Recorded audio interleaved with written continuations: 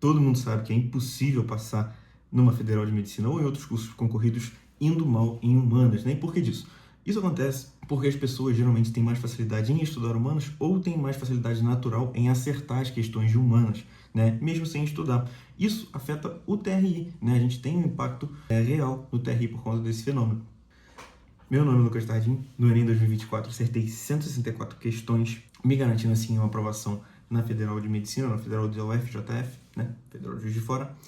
Em humanas eu acertei 42 questões, me garantindo uma nota aproximada de 761 pontos nessa área, certo? Eu já fiz 2 vídeos aqui para o canal, então eu trouxe como estudar matemática em 6 meses e como estudar ciência da natureza em 6 meses. Estou trazendo para vocês agora como estudar humanas em 6 meses para o Enem. Então, para começar, eu vou falar aqui do nosso método de estudo para a área das humanas. Aqui vai ser um método de estudo geral para todas as áreas de humanas, né? Vou falar destrinchado cada uma por cada uma, mas aqui é o nosso método geral, que vai ser um método bem parecido com o de biologia, que é aula, fazer flashcard, autoexplicação, questão, 30, 40 questões assim em média para cada aula vista, né? E depois revisão. Lembrando, não precisam ser feitas revisões no mesmo dia que você viu a aula, né? Porque às vezes não dá tempo, então a gente não necessariamente precisa fazer isso tudo num dia só, tá? Então o nosso método é esse. Vamos partir para as áreas.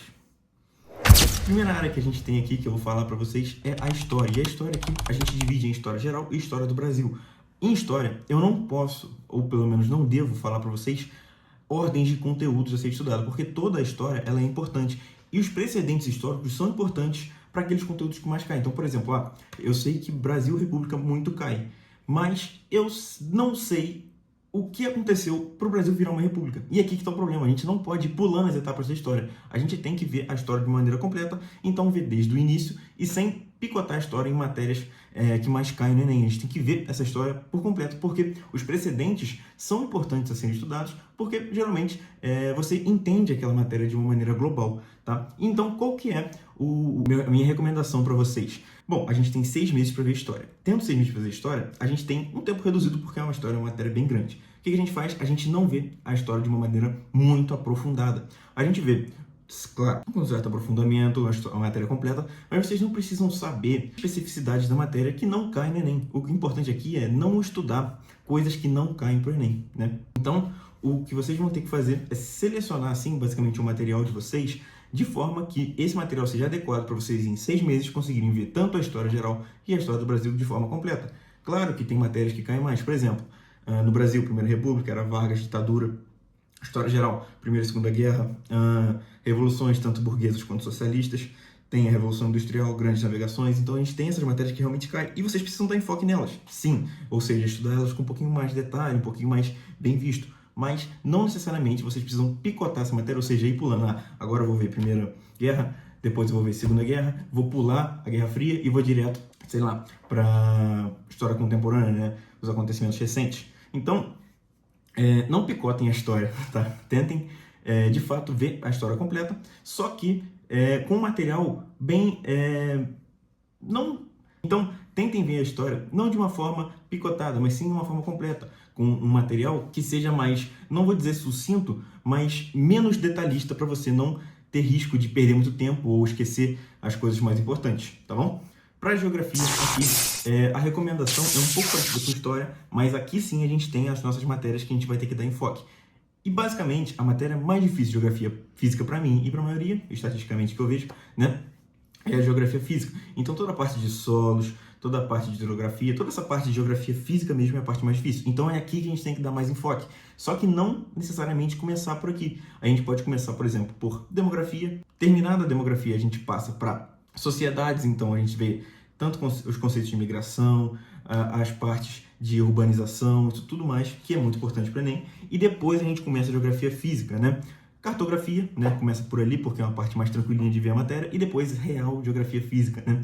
Então, solos, relevo, essas coisas todas, tá? Aqui a geografia, o método de estudo é o mesmo, tá? Lembrando, sempre aula, flashcard, autoexplicação, questão e revisão, tá? Lista de revisão, basicamente. Na filosofia a gente tem algo parecido com a história, que é o quê? Não poder picotar a matéria. Por quê? Porque toda matéria é importante e cai, vamos dizer que praticamente igual. Claro que a gente tem as matérias mais preferidas do Enem, mas ela cai praticamente igual, né? Então a gente pode ter tanto questão de Francis Bacon, como David Hume, quanto, não sei, Descartes, e por aí vai. Mas aqui o enfoque tem que ser no início mesmo da filosofia. Então, pré-socráticos, né, que não é tão importante assim no Enem, mas cai, né? E o mais importante, os clássicos. Então, Platão e Aristóteles, que aqui a gente tem a introdução do debate filosófico do que perdurou durante o tempo. Então, materialismo ou idealismo? Aqui, esse sempre embate perdurando durante as discussões do tempo, né? Então, dei muito enfoque nesse inicinho. Gastem um tempinho a mais com Platão e Aristóteles, tentem ver todas as teorias deles, tentar decorar bem tudo, lembrando sempre do flashcard da autoexplicação que vão te ajudar nisso, e fazer as questões para conseguir apertar essa área no vestibular. Na sociologia, a gente tem algo bem parecido com filosofia, que é o enfoque nos clássicos, né? A gente tem aqui uma matéria menos densa, então sociologia a gente consegue ver mais rápido um pouquinho, então a gente pode até acelerar no final. Só que nesse inicinho, essa parte dos clássicos, então, Augusto Comte, Emile Durkheim, Max Weber e Karl Marx, a gente tem que dar um enfoque bem legal, porque é o que mais cai nas provas, né? Tanto Enem quanto outros vestibulares. É a parte mais importante da sociologia. Então, saber bem as teorias, por exemplo, fato social, ação social, diferenças, né? Tipo ideal e por aí vai, né? Isso aqui são conceitos que eu falei, meio misturados dos autores, mas vocês, quando forem estudar, vão conseguir separar isso bem, beleza? Então é isso, galera. Basicamente foi isso que eu tinha de dizer para vocês. Geralmente, humanas é uma área mais fácil de ser estudado. Então, vocês vão ter mais facilidade naturalmente do que, por exemplo, física, né, que é uma matéria que exige muito mais tempo que humanas. Então, eu acredito que com vocês, com um bom esforço, vocês vão conseguir ir muito bem no Enem em 6 meses, né? Lembrando sempre das recomendações. Então, procurar um material adequado para o Enem e o método de estudo que eu falei no início do vídeo, tá? Com isso, com essas ferramentas, você vai conseguir, com certeza, ter uma nota muito boa, tá? Convido todos vocês a me seguirem no Instagram. Lá eu tô postando várias dicas de estudo, né? Então, sobre matérias, preparação e tudo mais. Abro caixinhas, então vocês podem perguntar qualquer coisa que vocês tenham com dúvida. E é isso, galera. Um grande abraço, bons estudos!